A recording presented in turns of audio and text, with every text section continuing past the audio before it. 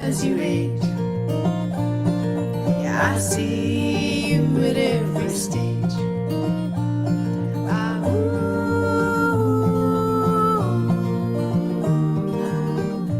I see you at every stage. I'm looking at the stars from long ago, shining in the sky, but don't you know?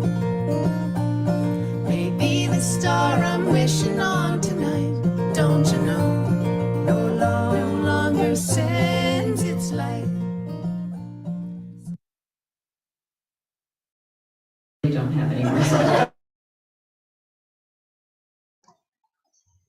All right, I guess we're ready to start. Hey, my name is Charlie Mossbrook. Welcome to Folk Alliance Region Midwest, our Tech Talk Tuesdays.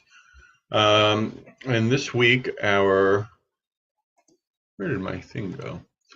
This week, our Tech Talk is going to be turning your talent into income, and we are joined by Craig Simpson, Chris Valillo, and Ben Wright. And that's going to come up. I'm going to make a few announcements real quickly on behalf of Folk Alliance Region Midwest, or FARM as you know us. Our registration for our big conference is coming up this Thursday. It's going to begin at 9 o'clock Central, 10 o'clock Eastern. That's the exact same time. However, we've got time zones, and FARM sits right in the middle of two of them. So we list both times for everybody's sake. So that's Thursday morning at 9 a.m. You can go ahead and register. It's a good idea if you're planning to do a performance lane slot to register as quickly as possible, because that is first come, first serve. So that'll be Thursday morning. Other events we have coming up tomorrow evening, we have our DJ Peer Gathering that begins at 8 o'clock Eastern, 7 o'clock Central.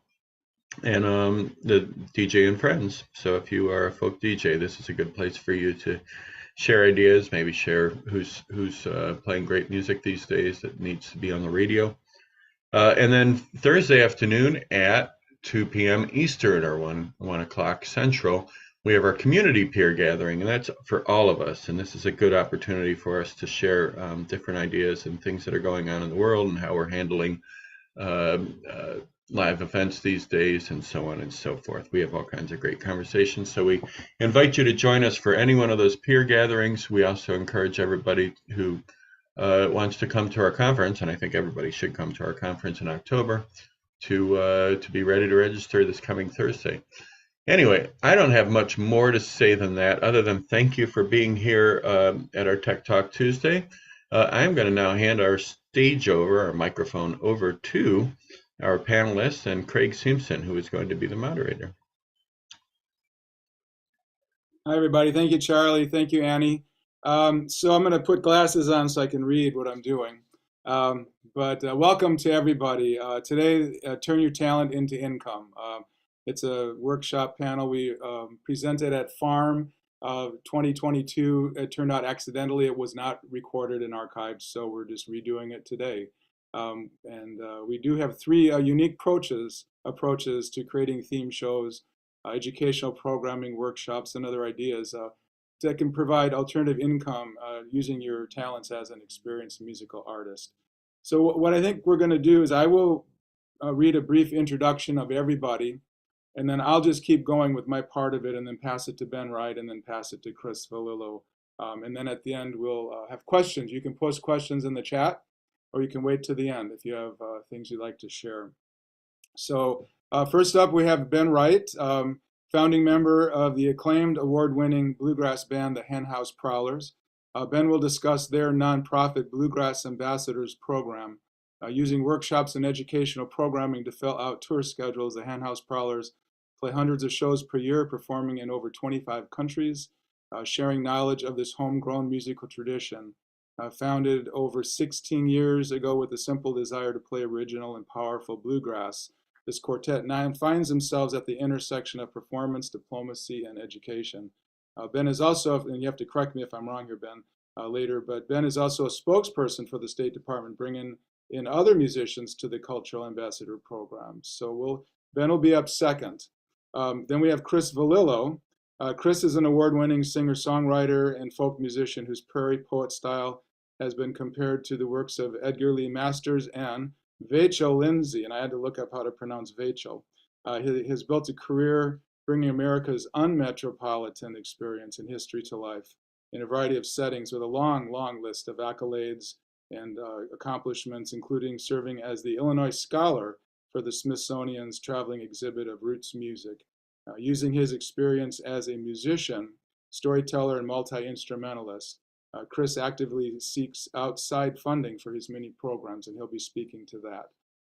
And then he'll be up third. I'll be up first, though. My name's Craig Simpson, and basically I was not ever intending to do this type of programming, but many, many years ago at Farm, I started getting encouragement and prods from several Farm attendees, sharing knowledge and basically using their suggestions, their information.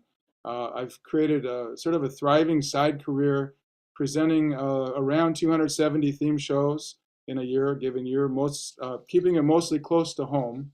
I've learned effective ways to approach businesses as an artist presenter and have created entertaining experiences that offer a little history and a lot of fun. I'm also part of the folk touring duo Patty and Craig, and have received funding from the Wisconsin Arts Board and the National Endowments for the Arts as a songwriter.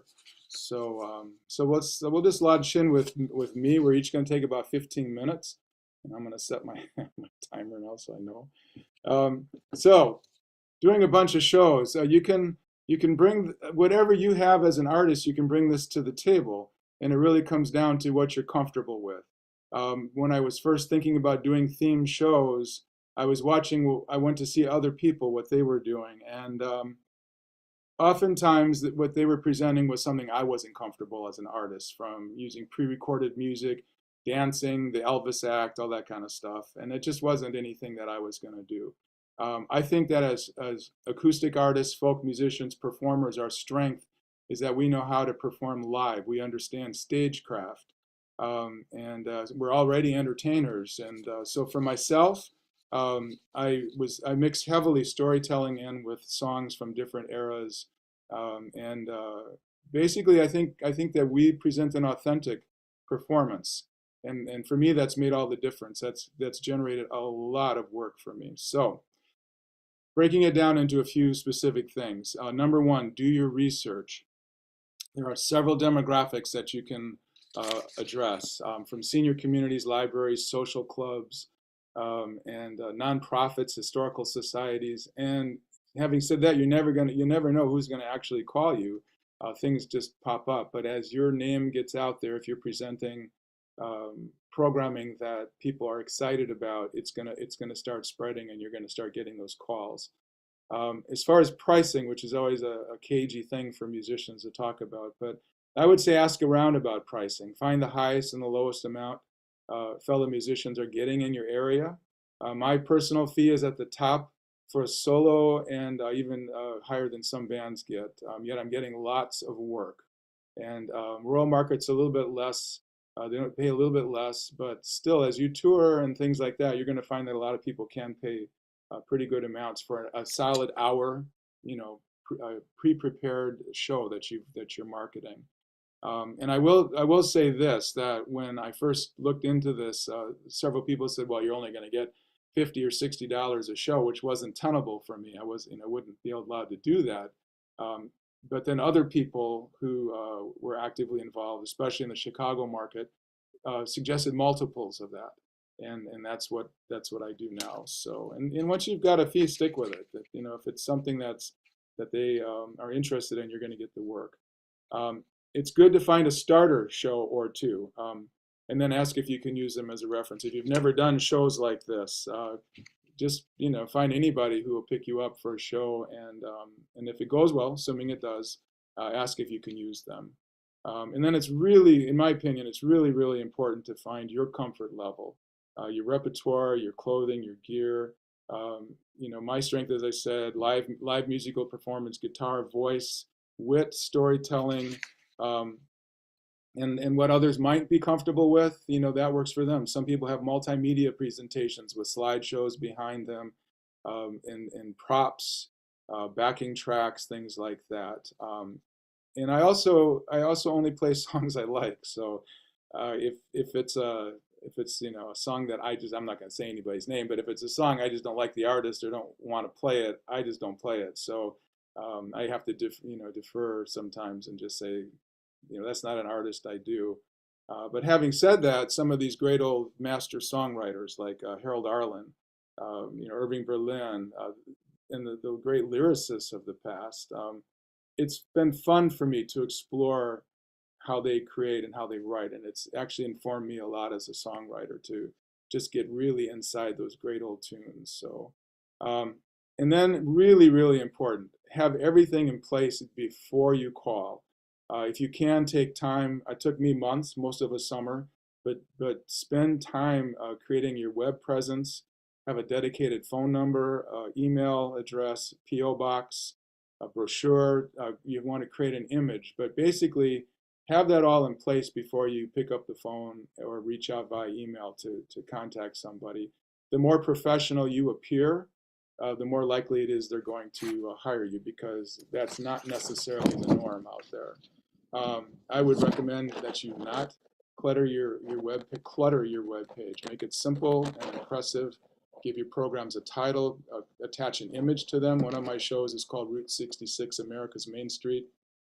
I just have this great picture of this lone highway out west with a Route 66 sign, and it doesn't even have my picture on it at all, but I get a lot of work for that show. So, create an image that people are going to be drawn to. It's going to make them curious and want to know more about you. Decide on your prices before you call. When I started these shows, I offered a discount for multiple bookings in the calendar year or for morning shows. I've now phased all of that out. I have a much higher fee for libraries, social clubs, and for some regions. Some regions I play in, I charge more than others. So don't post your prices, but have a sense of what you're going to ask for before you call. And then plan your set and practice it, including what you're going to say. First impressions are so powerful, and word will get around if you're good or if you kind of stumble a lot. Pay attention to what works, what doesn't work. Be flexible, be willing to change. If you have some pointed humor or a story and it's just flat, nothing happens when you do it, don't be afraid to, oh, I'm sorry. Don't be, I'm just noticing my paper shuffling. But don't be afraid to change and to shift and to look for something else. I draw a lot, from a song from the 30s or 40s or 50s. I draw a lot on people from that time and things, humor. There's a lot of humor from back then, and people remember those things. And so it's a great way to bring them into your program. Sound system. Another thing that was recommended to me early on was specifically a Fishman Tower, but it could be anything like that. Basically, make it easy, make it light, make it efficient. In that the sound quality is going to be really top notch. It's not going to sound muffled. There's not going to be feedback. You're not going to be messing around with endless wires before you get started. They don't care about that. Have something really simple that's easy for you to move, and that is it's basically going to impress them. The Fishman Tower is only 25 pounds. The carrying case has wheels on it. So basically, in my right hand, I'm pulling that behind me, and then I have my guitar over my shoulder, and then I have a backpack that's got my music, my chords, my microphone. So basically, I just walk in, and within 5 minutes, I'm set up and ready to go. So think about that. You don't want to complicate your presence. So this all may require a little bit of pre-planning on your part, and maybe even purchasing some equipment away from what you might use in a ticketed show, for example. And with new technology, you can get such a nice sound quality from a small unit. So I'd recommend that. Also, if the campus is part of a larger community, a larger business or corporation, if it's a positive show, use them to see if you can then leverage work in other campuses. And again, they talk to each other. They actually have these people that book us for these private shows. They have networks that they communicate. Libraries, senior clubs, senior centers, all that stuff. They talk to each other. So Try to leverage that. I have a brochure that I use um, also, and that has been really great. It's paper, but it's a great way to present yourself to people. I offer all my shows. I offer the shows that I do with like the Community Sings, the Patty and Craig shows. All of those are in my brochure, and almost every show someone asks for them, and then they pass it on to somebody, and then I start getting more calls. So it's again a professional way to spread the word for yourself and give them a really good idea of what you do. I also recommend have a bookkeeping organization system in place for your calendar, your campus files, your invoices, payment records, activity logs, callbacks, new communities. Have a system. And again, I spent a summer because I'm not an organized person necessarily. I spent a summer trying to find a system that works for me because not every system works for every person. Some people are totally electronic online. Other people have paper. Some people are very comfortable with big piles everywhere. I have a system that works for me. It's a real effective way for me to keep track of gigs, to keep track of checks, who's paid what when they've paid it, and it's sort of a little fail-safe in there also, so that if I make a mistake, I can identify where I made the mistake. So, the online, there are so many examples that you can find about how to be a good business person, and then you just apply it to music and being an entertainer. Same goes for your elevator speech. Have that ready before you make your first phone call. Again, online, there's great examples of what to say, what not to say, how to not sort of negotiate yourself out of a gig. Use, instead of saying things like facility or residence, say community. Just little simple things. But if you plan that out and you get really comfortable with that, eventually it's just going to become second nature for you. And then it's also really important to make it easy for them to hire you. If you make their job easier and you're really bringing a professional show to them, they're going to want you back. Have an impressive website, sound professional, offer an interesting show. They're going to try you out. And let me see now. I'm trying to do this without scratching around on the paper. Oh yes, and the other thing is really in terms of the organizational thing. Like in August, I'll have people start contacting me for the following year, and I oftentimes have my entire year booked out by fall of the previous year, and then I have to coordinate that with the Patty Craig shows and other things in my life. So you have to be organized, and there's ways to do it. Know your audience, whoever you're being. Now, if I'm doing a Route 66 show or one of my other shows, it's just what I do. But if it's let's say it's a general music show, I have to know who I'm playing for. So let's say it's a senior club. Roughly you're playing people who are in their 50s up to 100. That's a range. So I jump around the decades, jump around the genres, play the songs they want to hear because that's what they're going to bring you back for. And I see I have a few minutes left. And the other thing I was going to say is I found a lot of success creating these themed shows. I do offer a general music show spanning the decades, but I also do one on Route 66. I do one on the American Dust Bowl. I do an environmental show. I do a Christmas show, a variety of things. And if you have a show and people aren't calling, write another show. And I've found it really fun to research topics, finding music or writing music around some historical event, writing a script, presenting a program. That's been very satisfying for me as an artist. And all of this, I got to tell you, all of this informs me as a performer for a ticketed show with Patty and Craig as singer-songwriters. So just remember, it's about them. You're being hired to entertain and possibly educate, but you're still in the business of entertainment. Everybody looks good. Everybody looks good, from the people that hire you, the families that show up, the people that are in a specific place. Everybody looks good if you do a good job. You're providing a service. And they're a great way to supplement income, either if you perform regionally or if you're on tour. We oftentimes supplement our tour income by these shows because they often book on weekdays. So it's a really great and effective way to supplement income and just get more gigs while you're on the road. And then finally, just have fun. I mean, that's what, that's what we do. We're musicians, have some fun with it. So that's my part of it. And all of this is going to be posted by Annie somewhere. I think it's there already, Google Drive. So you can access what I just said. All those points are available to you. And I have to tell you again, I was not starting out thinking I was going to do this. But Patty and I, we like staying close to home. We love touring, but we love being close to home also. And it's just turned into a very rewarding thing for myself. So I suggest check it out, see if it works for you. So that is it for me. I think now we're going to pass it on. I've already introduced Ben Wright from the Henhouse Prowlers. So we're going to pass it over to Ben if Annie's ready. Thanks, Craig.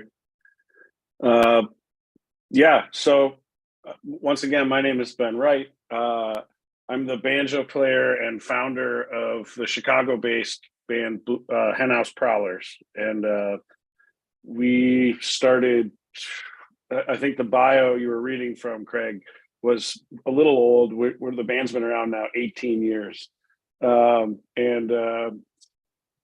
We started in Rogers Park in Chicago playing every Tuesday night for a decade and grew our chops musically, but also business-wise, and started touring kind of in concentric circles outside of Chicago that got a little wider and wider, and then got an offer to go to Europe, back in 2009, I think, and realized that we really loved touring abroad.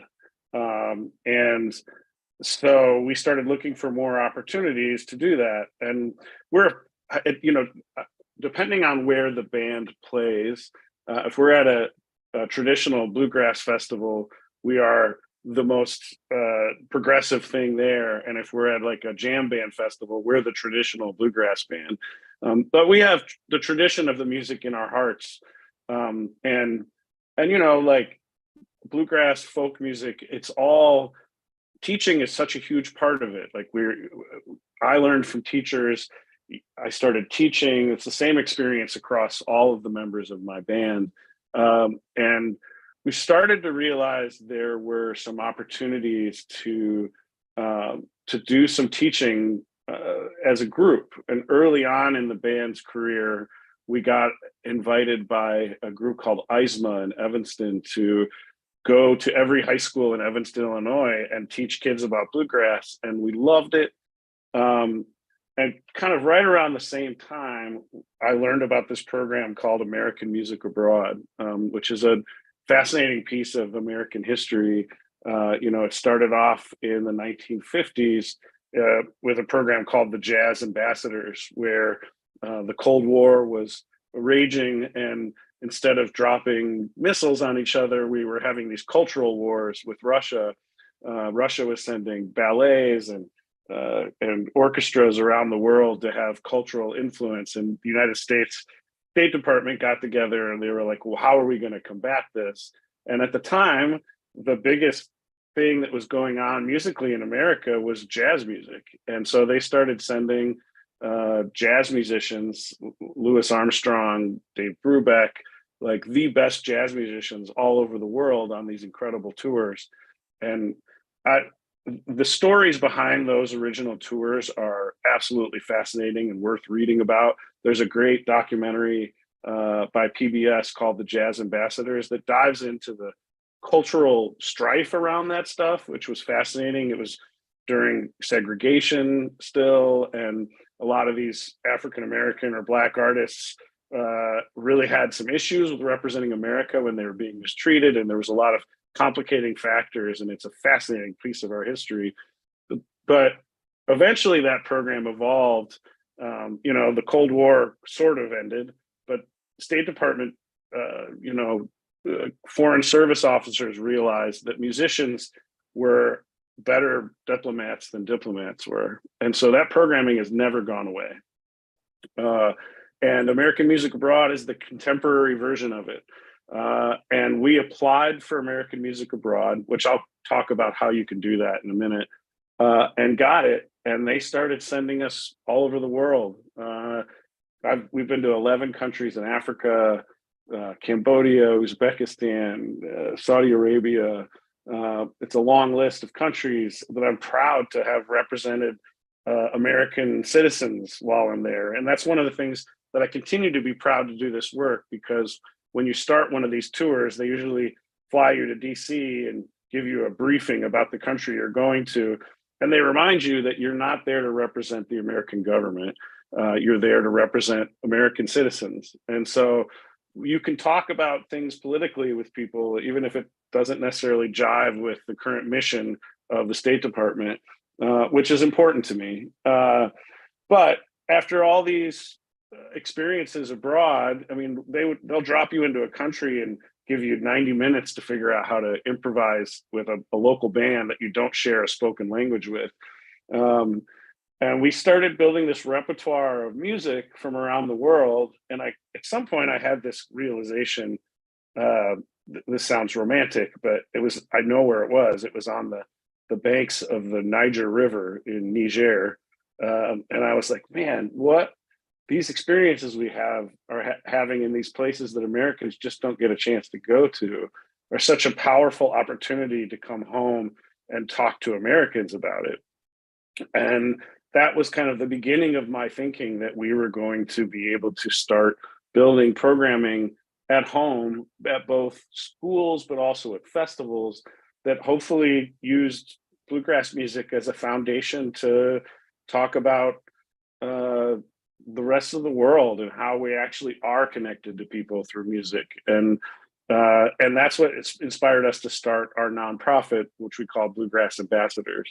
And it's been a really amazing journey for us. This weekend, we're going up to Wisconsin to do 3 days of programming in a school.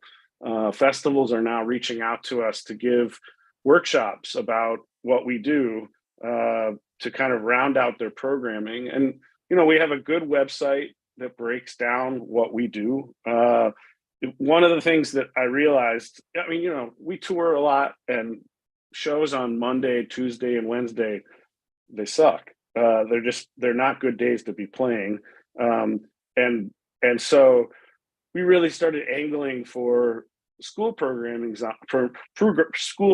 on those days. But what I realized quickly after talking to my board of directors and other teachers is you can't go into a school and expect teachers to be excited about you taking time away from their curriculum. And so we've used our experiences to fold into classrooms that aren't just music based. And we'll go into a geography class and talk about the places we've been, or we'll go into a science class and talk about the construction of instruments and how sound works. And when you give teachers a sense that you're there to contribute to what they're doing in their classroom and not just have a completely separate thing, I think it opens up schools' minds more to what you're capable of doing, and that you're adding to their to what they're teaching instead of taking away from it. And so, it's continued to be a big part of what we do. There's a little bit of brand confusion because the band is the Henhouse Prowlers, but sometimes people call us the Bluegrass Ambassadors, and vice versa. We're constantly trying to figure that out, but the band is our business and Bluegrass Ambassadors is our nonprofit. And because we have a fan base that we've built over touring for as long as we have people that contribute to our nonprofit and allow us to get into schools that don't necessarily have the funding that we need to come in and do a program. And that's something I'm really proud of too, is when people reach out and they're like, man, I only have $1,500 and I'd love to have you guys come and do a couple of days of work. We can sometimes make ends meet for a program like that. And that feels really good too. Starting a nonprofit was a tall hill to climb and not something I could take credit for. We had a former member of the band who was a lawyer and a manager at the time who really took the reins on that. But having a 501c3 has been pretty huge for us. And I definitely encourage everybody who's on this call and anybody they know that might apply to that kind of cultural diplomacy work with the State Department, to look into it. AmericanMusicAbroad.org. Applications open every year in November. There are a lot of other opportunities that come from getting that program. That's the only one in the State Department you can apply for. But once you get your foot in the door and you start building relationships with foreign service officers, every 2 years they go to a different country. And if you showed up and did a good job and were passionate about the work, they call on you again. And it's been a really great way for us to build both the band's brand and the nonprofit brand. And it's something we're really proud of. I agree with a lot of what Craig said about, our websites are super important. I need to update our Bluegrass Ambassadors website, but they are the front-facing piece of who you are and what both your music and your education programs are about. And it's got to be clean, easy for people to read and understand. But we also, at every show we play, we have banners with QR codes on them that lead people to our email lists, to our websites, and we have nice brochures that talk about the kind of schoolwork we can do. And I also, at every show, almost every show, I'll say, if there are any teachers here in the audience, come talk to us. And that conversation that I have at the merch table after a show leads to most of the programming we do. We also fold the music. We sing in a lot of different languages from the countries we've been to, and that's part of our set too, part of the Henhouse Prowler set. And I always make sure that I say something briefly about Bluegrass Ambassadors when we're playing. I recognize that we're there to play a show and that people are there not to be preached at, but I definitely say, hey, something quickly, like if you're interested in the educational work we do, stop by the merch table and check it out. But overall, that's my journey, and it's something we're still figuring out and establishing. But the other thing that becomes increasingly clear is that our educational work feeds the press for Henhouse Prowler shows, and you're giving people something to write about that's not just another band coming into town, not just another musician going to play. It's like this band, plays their own music, but they also do this educational work based on their travels and stuff like that. And, the press wants content, and you got to position it in a way that's easy for them to get access to. And then they write about it. So that's kind of the elevator pitch, as Craig said, about what we do. And I'm happy to take any questions online or offline about it. I dropped my email and both the websites and the American Music Abroad website in there as well. It's I implore you to check it out. That, just so you know, that program is for bands between 3 and 5 members. But any genre of music applies. It's free to apply for every year. There's just no reason not to apply. And I guess the final thing I'll say about it, I have worked for them. They hired me during COVID. I'm leaving in a couple weeks to get back to being a musician full time. But if you apply and don't get it, don't let that discourage you. Something like 400 plus bands apply every year, and they only select 10. And because it's free to apply for, it's just something I think anybody that fits the criteria should apply for every year. So there's my presentation. Thanks, Ben. I have a quick question. Are there any other programs that are open to, duo, single, or larger bands? Is there anything like that available? Like I said, the American Music Abroad is a foot in the door. But I know there are artists that have gone that are solo and duo artists to do that kind of work, but that amounts from having a relationship with foreign service officers at an embassy, and they specifically want you to go. And those relationships aren't the easiest thing to forge. if you're a duo or even a solo artist, it is not unheard of for somebody to put a band together for the program.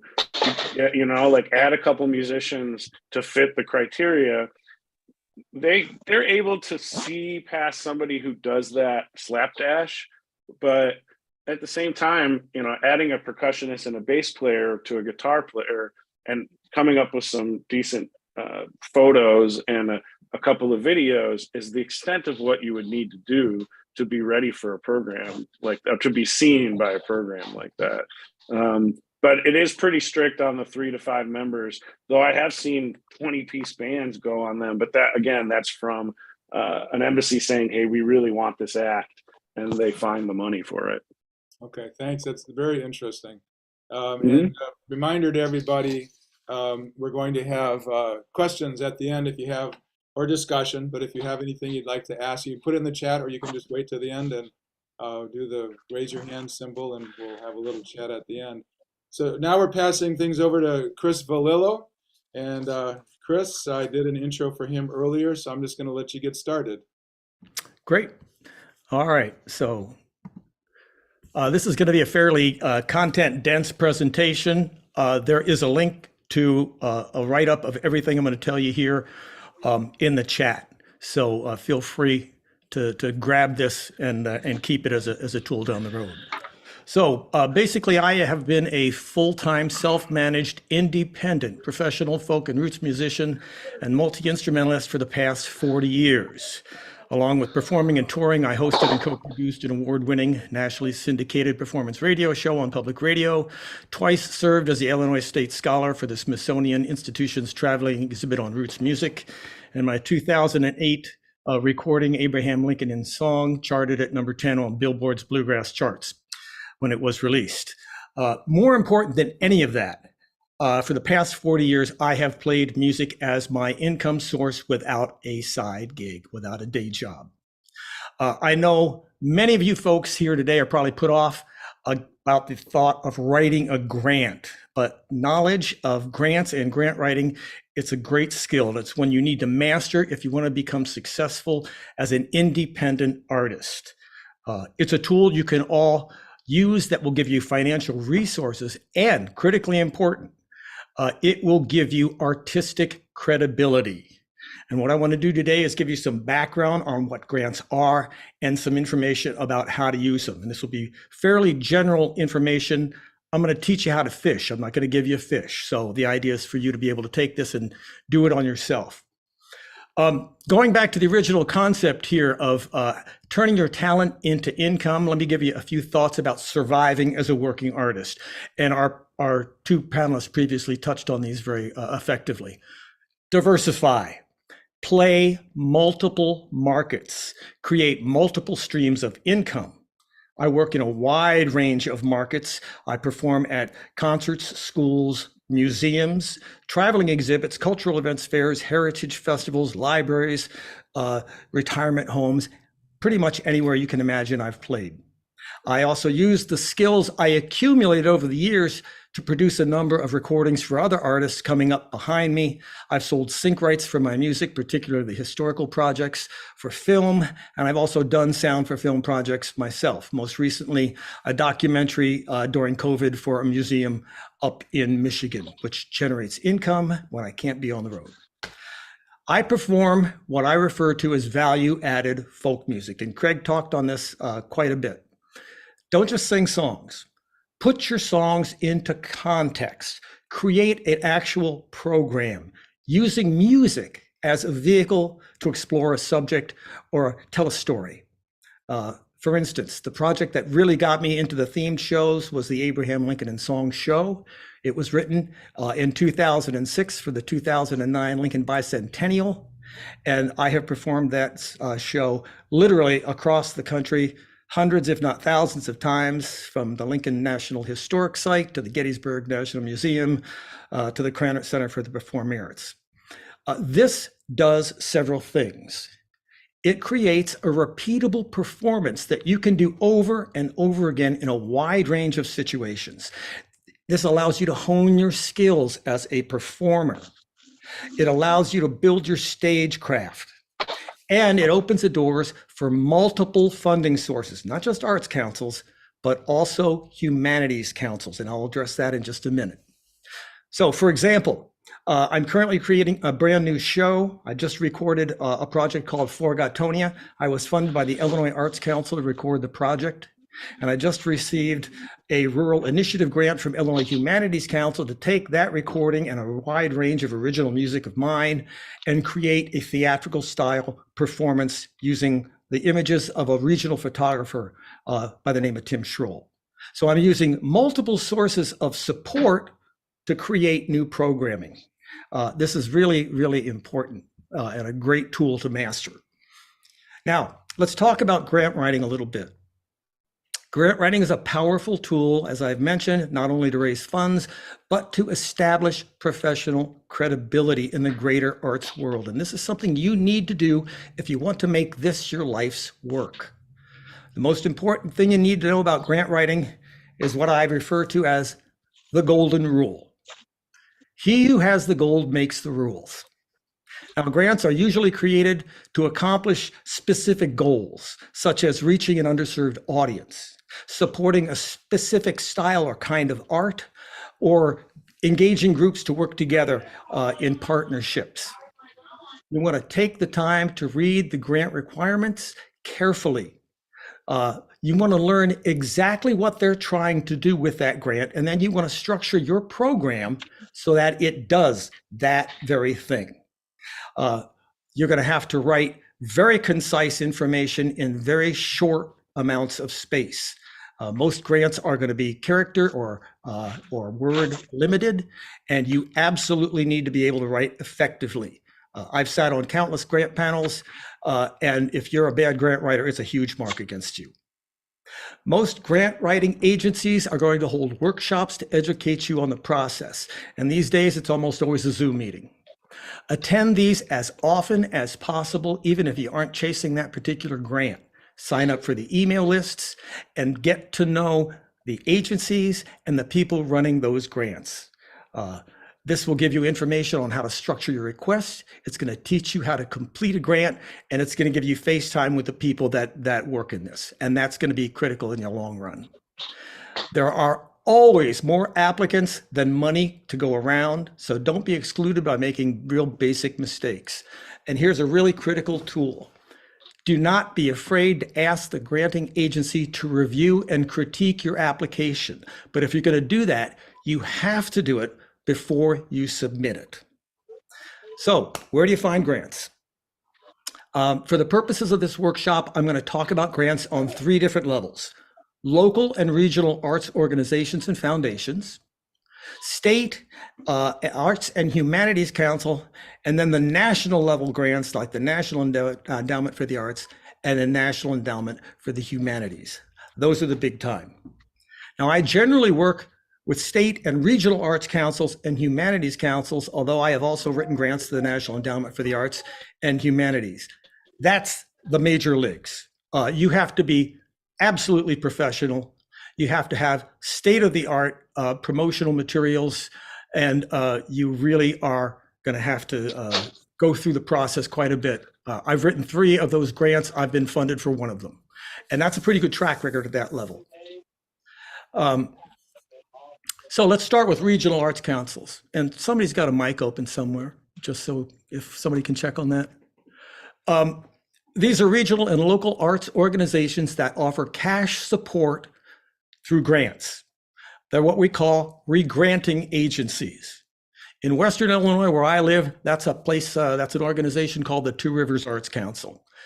These are organizations where a state arts council funnels money to a regional arts council, and the regional arts council grants this money out. This is where you're most likely to get funded as an individual artist, and it's where you want to start. They're fairly modest grants. They're also fairly easy to apply for. For instance, just before COVID hit, I wrote a grant to Two Rivers for $600 to support the Hickory Ridge Concert Series. Just yesterday, I got word we were awarded another $650 for this upcoming year. These are great places to start, and they're stepping stones that will get you to the state level. Local foundations, there are small private foundations that offer grants of various sizes. In my area, I've worked with two of them, the Tracy Foundation and a Doris and Ken Kolb Charitable Foundation, private organizations that have specific goals in mind that they want to support. We recently got funded through the Doris and Ken Foundation. I just got turned down by the Tracy Foundation. This is going to happen. Don't be afraid to ask, and don't be offended if you get a no. That's just the way it is. Now, I am not a 501c3. As a solo artist, I made the choice a long time ago not to create a not-for-profit because it's a very difficult thing to maintain by yourself. With a band, you've got a whole group of people, you have a board of directors, and I simply decided that that was more administrative work than I was prepared to do. Now, I work with these, and there's ways to receive funding using a 501c3 as a pass-through. That's called a fiscal agent, and you can simply Google the word fiscal agent and find out more about it on the internet. Basically, it's a not-for-profit that writes the grant in name only, by the way. You still probably have to do most of the writing. And then they receive the funding and pass it on to you as an artist. So jumping up to the next level, we have state art agencies. Now, this is where I do a tremendous amount of my business. The Illinois Arts Council agency is the one here in Illinois. And state agencies generally include higher levels of funding and more opportunities in a wider range of areas. In almost all cases, you're going to need to be a legal state resident to receive direct funding. Many states have touring rosters or tour support grants that will take money and either present it to an artist or present it to a presenter to hire you. In Illinois, that's called Arts Tour and Live Music. This is a great grant to be a part of. It's open right now to any Illinois artist. The presenter writes the grant. You get a minimum of 50% of the cost of bringing you in. You get additional percentages based on a few criteria. I generally qualify for about 60% funding, which means if my presenter has a budget of $300, by using this grant, all of a sudden, that's a $750 gig. And friends, that's a living wage.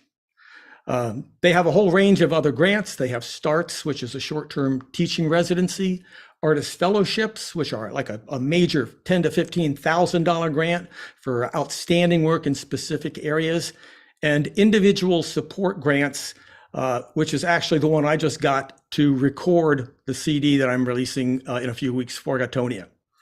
Annie, I'm going to go ahead and jump to that Illinois Arts Council page. And if you want to share my screen, and if you can't, I can, but I just as soon have you do it. Oh, it just disappeared, didn't it? You mean the document that is in the Google Drive? No, I want the Illinois Arts Council website page. Oh, I can do that. Sure. Sorry, I thought you were. It's on my screen right now. If you just share my screen. You can go ahead. I can't share your screen. I have to share it? You have to share your own screen. Okay. Yeah. Give me Sorry just a about that. moment. Not a problem. I'm technologically challenged, as you know. All right, let's see. Did I do it? Okay. I did it. Okay, so here is the grant page on Illinois Arts Council's website. Obviously, I'm talking about one state. You're going to have to do this with your own particular state. So on the Illinois Arts Council website and on almost any Arts Council website, you're going to have a grants and programs page where they list what they're funding. Artist Fellowship is the big one I mentioned. Some of these will not apply to you. Arts Midwest Gig Fund is something through another organization that allows you to tour throughout the state. Community Access is a small one, just particularly for agencies, arts agencies. But let me look at the one I just mentioned, Individual Artist Support. So if you click on this link here, it's going to bring you to that website page. Here's the important information. There are two ways you can use this grant. There are deadline informations. There are guidelines. It's absolutely critical that you read the guidelines and learn all you can about this grant. Those are also here. There's your application forms. I'm probably getting ahead of myself, but I'll mention that almost every grant right this day is done as an online form. So you're going to need to you'll need to work with that format. IAC uses Salesforce. So that's fairly standard. but take the time to go and research these things. Any arts organization should have this kind of information available on its website. All right, so I'm going to kill that and bring back my text. There we go.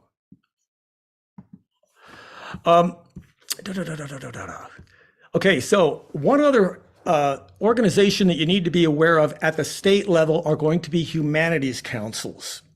Now, humanities councils are different from arts councils, and they fund projects using a completely different set of criteria. Humanities councils are looking for humanities content.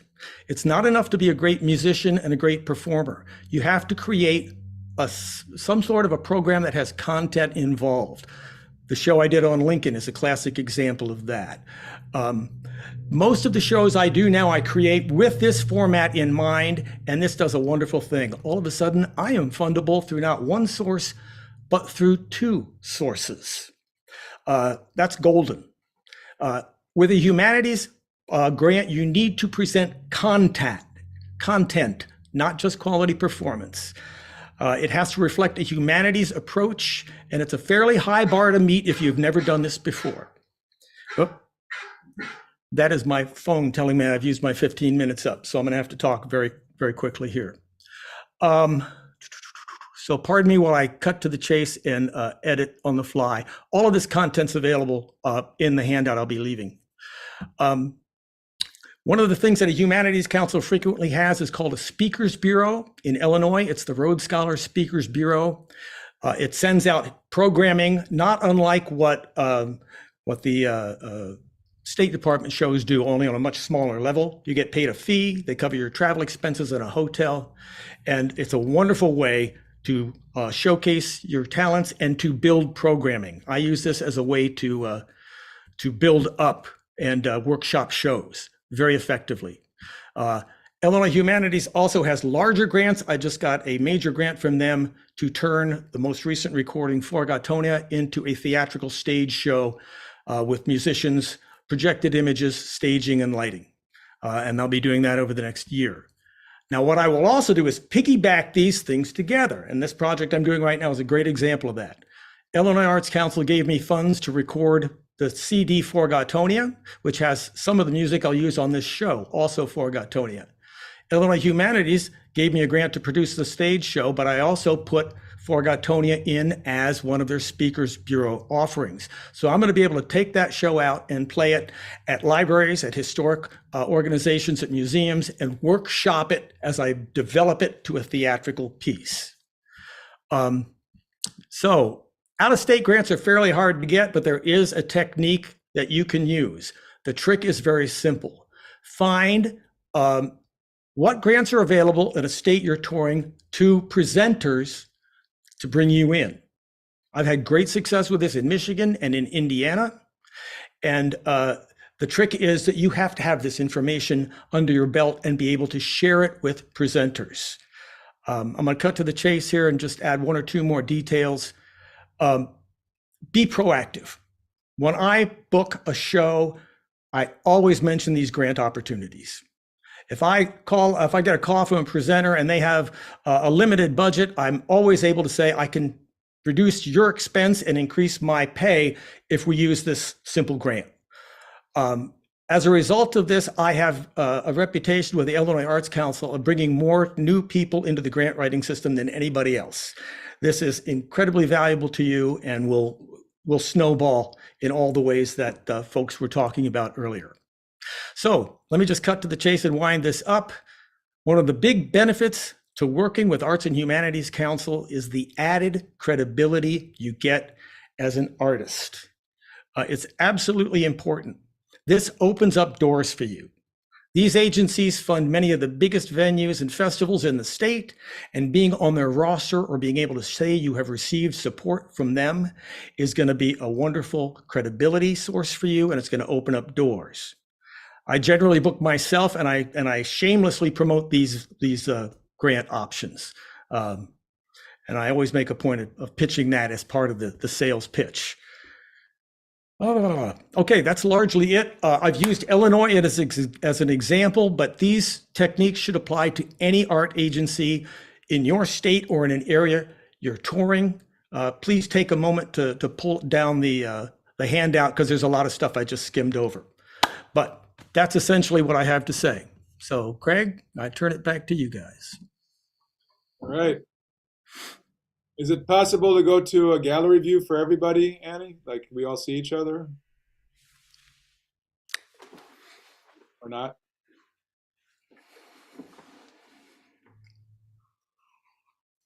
There we go.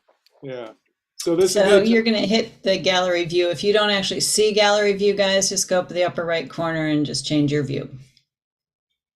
so this would be the time if you have any questions, comments, anything you'd like to add, personal experiences. I know we have some artists on here who have done similar things. So Joel, go ahead. Oh, I need to be able to blink my eyes and unmute my microphone. Chris, did you go and look at any of the Illinois state curriculum related to history or Lincoln or something to make sure you hit points that match the curriculum as you designed that?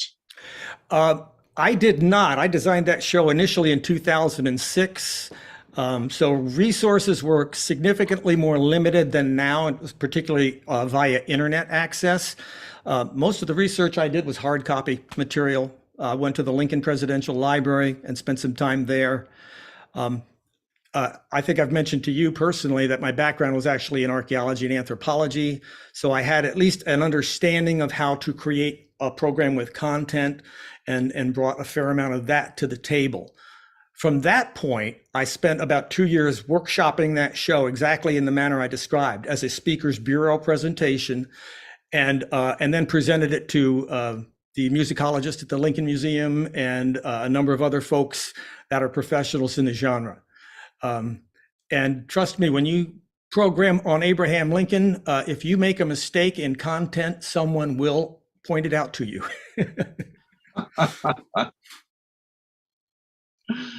Thank God the music isn't like that. I encountered that same thing with some older ladies who were very, very familiar with the standards. And I think I mixed a lyric up on some old song, and I saw about 12 eyebrows go up at one time. And I thought, uh-oh, what did I do wrong? And there's nothing wrong with that. I mean, it creates an interaction with the audience, which is a positive thing. They came up, and they're very nice, but they came up and you got that wrong. They told me. You gotta, Hey, Craig, I've unmuted Mark Rust, who's got a question, followed by Michael and Nell. All right, Mark, go ahead. Yeah, how you doing, guys? I just want to thank you for this session. This was, I think one of the most, nuts and bolts, great advice on all counts for, everybody's not going to use everything, but, all of it was really, really good. I wanted to add two things. For those of you who play schools, I play a lot of schools. I don't know in the Midwest, out here in the Northeast, there's an organization called BOCES, Board of Education, Cooperative Education Services. They do matching funds for schools. So if you get involved with them and a school doesn't have a lot of money, the BOCES will match that. And that's often a good way to get good money while you're doing a school date. And the other just is, because I also do a lot of community things, municipalities, townships, counties, villages, they all have entertainment. And it's generally run through like what they're called park and rec departments. And they have town budgets. So, they have real money to spend. So just wanted to add those 2 cents to all of that. And Mark, let me just jump in on top of that and mention all of those entities are fundable through arts agencies. So you can build on what they have. In Illinois, a government entity is immediately eligible. They don't have to do a not-for-profit status or anything. So And I think piggyback those things. That's correct. And it's also they're like sort of in cooperation with what's called A&E, Arts and Education. Yeah. And they're, I don't know if they're together or stuff, but they do seem to dovetail off each other. But there's a lot of funding there, so it's a great way to go. Almost every state arts council has an educational support program of one sort or another. Oh, okay. Yeah. Thanks, Mark. Thank you. Michael and Nell. As you guys probably know, we do the Joe Hill Show, which has been funded by the Tennessee Arts Commission and Humanities Tennessee. and the Puffin Foundation. And but our matching funds, they require dollar for dollar matching funds, at least the Tennessee Arts Commission. So that's an issue. We're lucky that we have a nonprofit. I ran a nonprofit for 13 years, so I'm a experienced grant writer, obviously. And we were able to run our grant through Tennessee Alliance for Progress. This Arts and Activism Project is what we call it. But right now, what we really want to do is get this show out across the country. And that's, we applied for a grant for the Salt Lake City Arts Commission because that's where Joe Hill was executed. We figured they should know their history, but they did not fund that grant, unfortunately. But we're thinking about going to Salt Lake City anyway and finding a union and doing the show there because it really is relevant to Salt Lake City. So any suggestions that you have about, how can we take this show out and get more support for it from other arts organizations in other states, yes. Would you guys, let's communicate privately, and I'm curious as to how you applied, whether you applied as an artist or if you approached a venue and had them apply. That's been how I've had to be successful out of state. I find a in-state presenter and get them tied up with an in-state grant to bring me in. But my email and contacts there, matter of fact, I'll put in my cell number too. But give me a call. I'd be glad to share what little I can. And that goes for anybody, by the way. I'd be happy to share with you all. Thanks, that's really helpful. I wanted to add that, and I don't know who you market to or what your financial requirements are, but libraries want historical, they want content. And usually if you go to a larger city, you can leverage a pretty decent amount of money for even if you're from out of state, like we're not from Utah. Yeah, I play my Route 66 show all over the country. Now your show, I don't know if the controversy of Joe Hill might add into this. Oh yes, it's not as safe as doing a show about Lincoln, Well, yeah, go south. Yeah, so good luck. Peter, you're up next, and then Jim. Okay, yeah, we have a show. Well, we have two shows that we kind of do: a Tin Pan Alley show, which isn't all Tin Pan Alley, but there's some standards and stuff. And then we also have another one, a history of funny folk songs that I do. We'll play some videos and we do some songs and stuff. My question though is, like at libraries, I know who to contact at libraries. This might be a question for Mark Rust because he does schools and colleges and stuff like that. It's like, who on the list of staff do you contact? I heard some places you contact like for a college, you might contact the university union or something like that, which is kind of a revolving, that changes every year, every couple of years. Like who are the people that you can contact at some of these different places that we're talking about?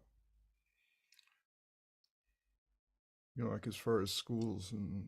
Go ahead, Mark. You're muted. Yeah, you got it now? Yeah. Yep.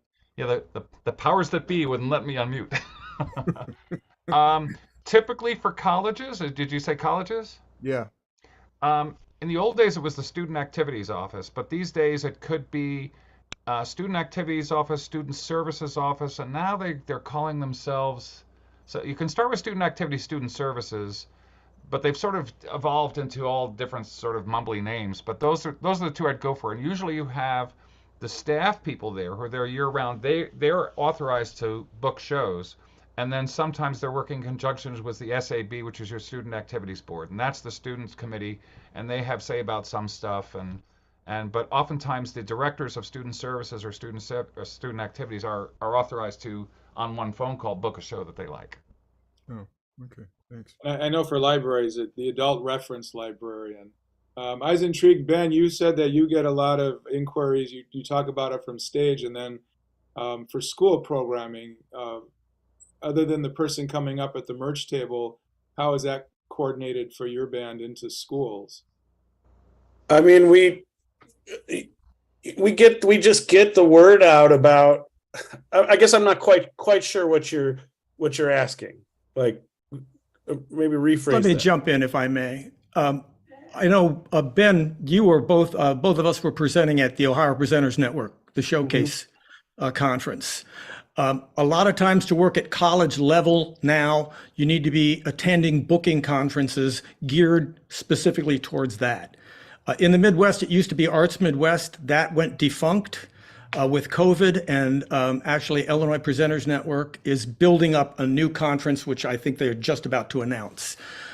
You go to these opportunities, it's essentially farm on steroids. Yeah, I agree with Chris. We did OAPN, which kind of took up the slack from Arts Midwest this last year and got 8 performing arts centers gigs out of it, and those included educational stuff along with it.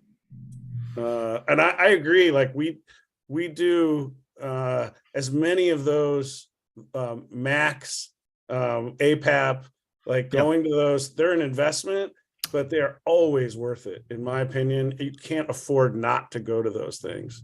Yeah, and performing at a performing arts center is an exponentially different rate of pay. Yeah.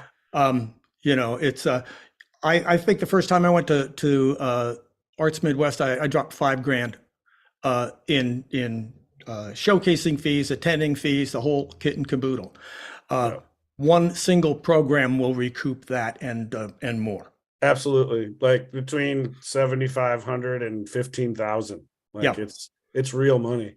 But you have to be prepared to work at that level. If you know, like a friend of mine always used to say, if you're an $800 band and you want to be a $1,500 band, you better be putting on a $1,500 show. Yeah, agreed. And you know, we in the past 3 years, we've started. We have a sound engineer who travels with us now, and that was a huge, like, everybody's impressed when we show up with an engineer. And like, that's kind of, you're right. You have to show that you're worth paying that kind of money, you know? Years ago, there used to be networks of educators and arts agencies. In Illinois, the Illinois Arts Council actually did a showcase where they would bring in all kinds of educators, all kinds of artists, and you could network and begin to build those connections to do the very things we're talking about. COVID has, and arts funding in general, was just so deeply devastating. Many of those networks have disintegrated, and we're actually having to rebuild those one at a time. So it's going to take some legwork, and it's going to take some cold calls, and it takes conversations. You know, I'm a firm believer in let's tell each other what we need to know. There's no point. I can't play every single gig if I'm not, you know, if I've done it once, it's the next guy's turn. Share. And can I throw out one last thing I don't think was touched on in this session? I know conventional wisdom these days is that direct mailing is not a thing. I do huge direct mailing. That's how I get all my work. I send out thousands of flyers to schools and communities and colleges, and that's how I get my work. Really? There's no way you could follow up with cold calling the thousands of contacts out there. And I just want to say, I know conventional wisdom is it doesn't work. It works for me. That's all that works for me. And if I could add on top of that, it's very, very difficult to get contact information and make cold calls now. 5 years ago, it wasn't. That information is just disappearing. And you won't know where it's going. They're like little messages in a bottle. You send you send your flyer to the county of whatever county you're in, and they open it up and they find who needs a program like that. And you would never find that on your own. We have a few other questions. Jim, Gary, you had your hand raised. No? Okay. Joel. Do any of you, talking about this reaching out to contacts, I'm just going to use Chris as an example because I've had an introduction to how his shows are put together.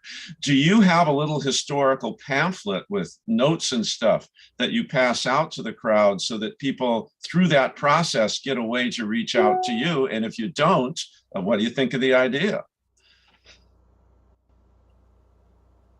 I generally have business cards. I've got a 5x7 very colorful card that I printed up for Arts Midwest with artist synopsis, where I've played, shows I'm doing, and contact info and quotes. That's usually on every chair in an audience that I'm performing at. I have a similar thing as a one sheet that's on the table. For the most part, though, I do almost all of my promotion electronically. I have started doing teacher guides with some of these shows. So there's actually a teacher guide for the Lincoln Show that goes to the shows when I'm using it in a historical context. Very big plus. I've got a teacher's guide for a show I do on historic music of the rural Midwest. Those are all the kinds of things that you're going to need to have to move up to a higher level and effectively work even in local levels as well. Thank you. Yeah, I think that's a great idea. I mean, Chris, I don't think we've met, but you and I are like brothers from another mother, because like I've been in this 40 years and I have 24 different shows like you've created, the same thing, all these different shows. They're educational, and so forth. And I would, when I mentioned to Joel, every different show, I play a lot of colleges where they don't know anything. And if I'm doing a show on the songs of the civil rights movement, I hand out a one-page sheet, right? And then they can read about what's the civil rights movement about while I'm singing the songs, because they don't know. Yeah, and it's astounding. I also do a show on the music of the civil rights movement, and it is astounding. I did it with a 42-voice choir from a university. Not one of the kids in that choir knew what I was talking about. Right. I was flabbergasted. Well, they do now. Yeah, but Mark, you and I definitely let's touch bases. Yeah. I think we're getting to where we need to wrap this up. I want to thank everybody for being here. Give a brief closing statement from each of the panelists. Ben, you want to go first? Sure. Thanks for the opportunity. It was my first time at Farm last year. You guys have a great thing going on there. If anybody has any questions about what we do or the State Department cultural diplomacy stuff, Ben at henhouseprowlers.com. It's in the chat. I'm happy to answer any questions. Thanks, Ben. You were great. Appreciate you being here. Chris? Pretty much the same thing. Thank you for the opportunity. Please, to anyone who's in the Zoom here, don't hesitate to email. You can call as well, but right now I've got a family thing going, so email is going to be better for me. But I'd be glad to share and advise with whatever limited knowledge I have. But we can all do better working together, and these are tools that we can all use to succeed. All right, thank you.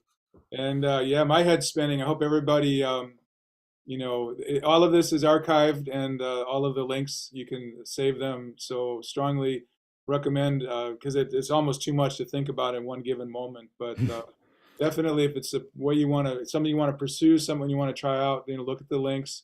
Contact any one of us. Thank you so much, everybody, for being here. Thank you, Craig. You're very welcome. And thanks to the farm. Top-notch standing ovation. And, Any final words there, Charlie? Yeah, you mind if I jump in real quickly, Craig, to close us out? But I wanted to also just publicly thank you and Annie. Absolutely. And also the Farm Tech Committee for doing all of this virtual programming. And I'll pass it over to Charlie. Well, thanks, Craig. And thank you, Chris and Ben. What a wonderful, really informative. I've been up to my eyeballs in grant work this week, and there's so much to learn, there's so much to know. And with that, I wanted to reiterate what Craig said. We got one comment asking if it was okay if they share this presentation with some other people. It's on our YouTube page. Please follow our YouTube page. If you haven't, I think on YouTube they say smash that button, smash the subscribe button on our YouTube page, and all of this stuff is available, and we would love it to be shared. One of the reasons we picked this this presentation for today is because we did present it during the conference, and archiving it was I guess a struggle. We didn't get it locked down, and we really wanted to save it because it really is valuable, important information that we as artists and presenters can be used for a lifetime. So very grateful to everybody for joining in and sharing this information. And please do share the YouTube link with whomever you think would find value in it. I have a couple names on my mind right now who need to see this immediately. Anyway, with that, let me just go back to, so Chris, Craig, Ben, thank you so much. Annie, thank you so much for your work on the tech side of things and just getting me to start thinking this morning. And to our entire VC team, Alexa, I see in the room, Karen Rigotti is in the room, Schmitty is somewhere. He will probably hear this later on, so I don't want to forget his name. Speaking of Schmitty, I did forget something that was very important to our announcements of coming events for Farm. We have our virtual performance lane next Thursday, March 23rd.